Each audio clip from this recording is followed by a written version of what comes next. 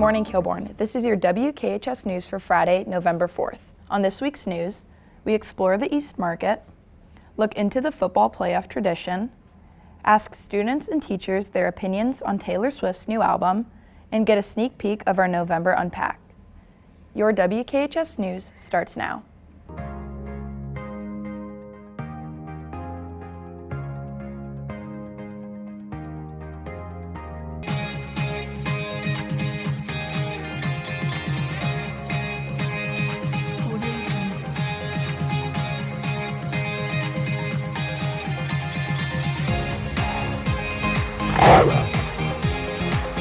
Good morning, I'm Gabby Elkins. And I'm Claire Schiffer. Hey Gabs, have you heard about the new place up on the east side? Oh yeah, East Market. It looks really nice. Brady and Jack tell us more about this new spot. Well, this location is unique because it's been in the neighborhood and not always utilized. It started out as a trolley market, went to where they service the Coda buses, and now we have families and people that didn't even know this existed coming every day.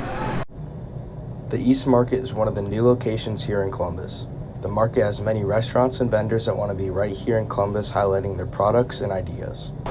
Man, that's a really, really hard question to answer. I think I might have to say our pork products, our pork chops, pork butt, pork ribs, that type of thing, because it's like all of our pork comes directly from local farmers. It's all pasture raised right here in Ohio, and it makes such a difference in the quality of the meat that, like, compared to your grocery store pork chop, it's just a night and day difference. So I think I'd have to say that, just because compared to anywhere else you could get it, this is so much better. Well, this compares to other food markets not very well because this place is so unique. It's one of the few things in this neighborhood that they can come to, and the variety and the growth is unsurpassable. It's great. How does it compare to other food markets? Well, one, I think all of our meat is much higher quality. It's great that it supports other businesses. And I think that as far as the hot food options you get here, there's a really, really eclectic mix of different places. You know, you have burgers, you have Greek and Moroccan food, you have Creole food, Costo's delicious Asian food. I think it's really cool that in such a small space, there's such a different eclectic mix of cultures and food options, and all of them are delicious. This has been Jack Steele and Brady McGlone of WKHS News. Claire, have you heard about the football guys shaving their heads?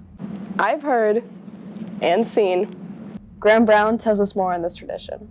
It's a long-standing tradition, and when you're a part of the locker room and you see other guys, getting their hair cut, it displays, that you're all in with everybody else. So, like even me, 37 years old, I got the do going on. Every year for the playoffs, the football team looks a little different. Coach Trombetti and Coach Eddie tell us more. Well, the history of the haircut for the playoffs actually started in 1997. We actually made the playoffs in 1992, but, we were so excited to make the playoffs, it was, let's play. But in 97, the school that I was at before I was here, we got haircuts for the playoffs. And so we used to meet on Sundays before the playoffs, and I decided I'm shaving my head. So I shaved my head, showed up at the meeting. Our captain linebacker saw it and his eyes lit up and he said, I'm doing that. All of a sudden, everybody had their head shaved for the playoffs. And from there, it's kind of been a rotation of whatever the team wants. Are they going to shave their head? Are they going to do a mohawk? Or are they going to color their hair? It builds team connection because we all get to walk around the school building for about a week looking a little different than we look all the other time. And it's kind of cool because, we're the only guys right now kind of walking around with these kind of haircuts. So it's fun to see the kids in the locker room, cutting each other's hair and having fun with it and trying as good as they can to make it look good. And, just a lot of extra kind of bonding time and a little bit of connection. I think it's a sign that, we all believe we're all in this together, and it's Mohawk and Mullet season, playoff time. This has been Graham Brown, WKHS News. Hey, what's your favorite song on Taylor's new album? It's gotta be Sweet Nothing. I like that one too. Next up, Madeline, Maddie, and Emerson interview people on what they think about the album. What song did you listen to? Karma. What? Karma. Why? 'Cause karma, yeah. Taylor Swift's new album Midnights debut on October 21st. Despite breaking multiple records, students and staff have mixed reviews. What did you think of it?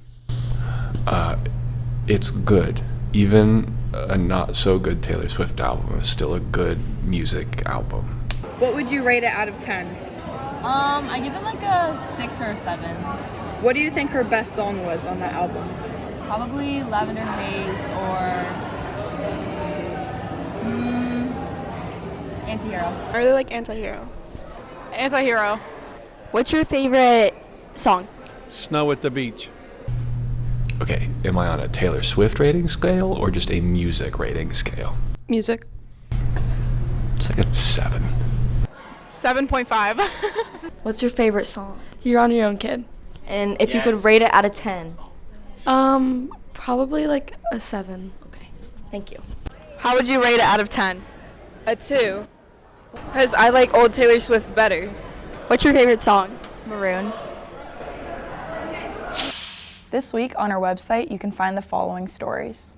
Hi, I'm Niall, and this week I went behind the scenes to see what exactly goes on before a band competition. Go check it out. We're back with another episode on our podcast called Talks with Tima and Dre. In this week's episode, we'll be talking about black hair. Check out the ravine for more details. You can find all of this and more on our website at WKHSmedia.com. The November edition of Unpacked is out now. Here's the trailer on some of the best moments.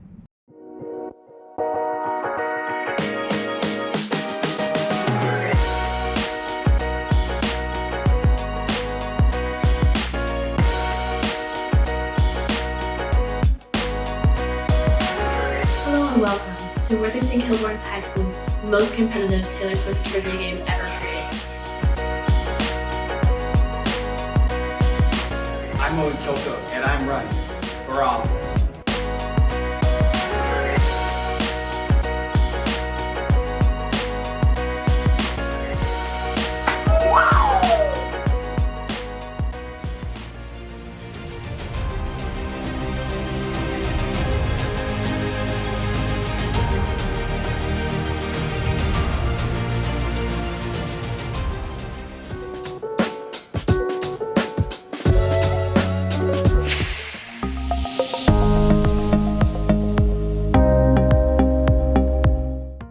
This has been your WKHS News. Have a good and safe weekend, Kilbourne, and remember, keep it classy. Friends, don't lie. You are worse than brother! And I can get